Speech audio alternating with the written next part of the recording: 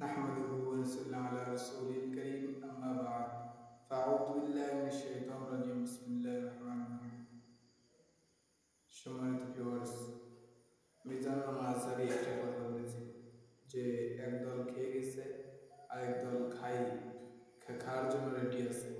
এই কথাটা কতটুকু সত্য তার প্রমাণ এই যে কিছুদিন আগেই জানা গেল যে আমাদের হুজুর বক্তা কবির বিন সামাদ তাকে বিএনপির এক নেতা কীরকমভাবে হুমকি ধামকি দিয়ে তাকে কীভাবে অপমান করে অপদস্থ করলো, আরে বাংলার জমিনে আলেমদেরকে নিয়ে কটূক্তি করলো।